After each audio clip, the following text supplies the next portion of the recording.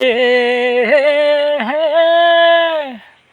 ಎಂಥ ಸೌಂದರ್ಯ ನೋಡು ನಮ್ಮ ಕರುನಾಡ ಬೀಡು, ಭತ್ತದ ನಾಡಿದು ಕಬ್ಬಿನ ಬೀಡಿದು, ಮಂಡ್ಯ ಜಿಲ್ಲೆಯಿದು ನನ್ನೆಯ ಊರಿದು, ಎಂಥ ಸೌಂದರ್ಯ ನೋಡು.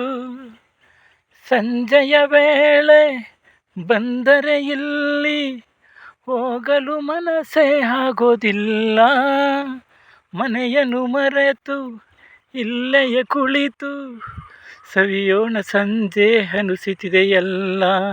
ಈ ಸುಂದರ ಪ್ರಕೃತಿಯ ಸೊಬಗನ್ನು ಸವಿಯಲು ಎಷ್ಟು ಜನ್ಮದ ಪುಣ್ಯವೋ ಏನೋ ನಾ ಕಾಣೆ, ಎಂಥ ಸೌಂದರ್ಯ ನೋಡು ನನ್ನ ಊರಿನ ಗದ್ದೆ. ಬಂಧುಗಳೇ ನೋಡಿ, ಈ ಸಾಯಂಕಾಲ ಟೈಮ್ನಲ್ಲಿ ಎಷ್ಟೊಂದು ಚೆನ್ನಾಗಿರುತ್ತೆ. ಬಂದರೆ ನಿಜವಾಗ್ಲೂ ಒಳ್ಳೆ ಗಾಳಿ, ಒಳ್ಳೆ ವಾತಾವರಣ.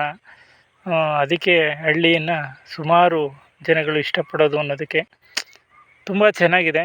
ಈ ಟೈಮ್ನಲ್ಲಾದರೂ ಬಂದರೆ ತುಂಬ ಚೆನ್ನಾಗಿರುತ್ತೆ ನೋಡೋದಕ್ಕೆ. ನೋಡಿ, ಎಲ್ಲ ಭತ್ತ ಹಾಕಿದ್ದಾರೆ.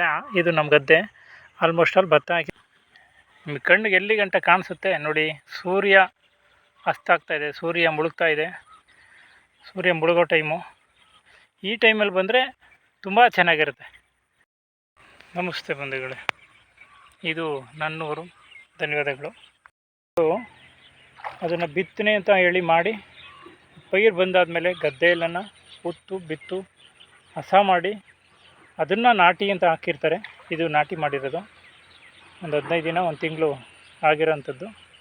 ಈ ರೀತಿ ಬೆಳೆದು ಮತ್ತೆ ಅದು ದೊಡ್ಡದಾಗಿ ಗೊನೆ ಬಿಟ್ಟು, ಕಾಯಾಗಿ, ಗೊನೆ ಬಿಟ್ಟು, ಹಣ್ಣಾಗಿ, ಅದನ್ನು ಬಡಿದು ಎಲ್ಲ ಆದಮೇಲೆ ಅಕ್ಕಿ ಆಗಿ ಸ್ಟವ್ ಮೇಲೆ ಹೋಗಿ ಅನ್ನ ಆಗಿ ನಮ್ಮ ತಟ್ಟೆಗೆ ಬಂದು ಬೀಳುತ್ತೆ.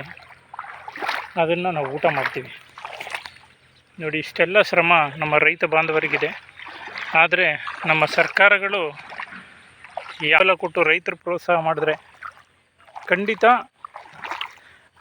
ಒಂದು ಅರ್ಧ ಬಡತನ ನಿರ್ಮೂಲನೆ ಆಗುತ್ತೆ ನಮ್ಮ ದೇಶದಲ್ಲಿ ಅನ್ನೋದು ನನ್ನ ವೈಯಕ್ತಿಕ ಅಭಿಪ್ರಾಯ. ಸೌಂದರ್ಯ ಎಷ್ಟು ಚೆನ್ನಾಗಿರುತ್ತೆ, ಇವಾಗ ತುಂಬ ಕನಸೇ ಬರೋಲ್ಲ ಹೋಗೋದಕ್ಕೆ. ನನ್ನ ಊರಿದು, ನನ್ನ ಊರು ನೋಡಿ ಎಷ್ಟೊಂದು ಸೌಂದರ್ಯವಾಗಿದೆ.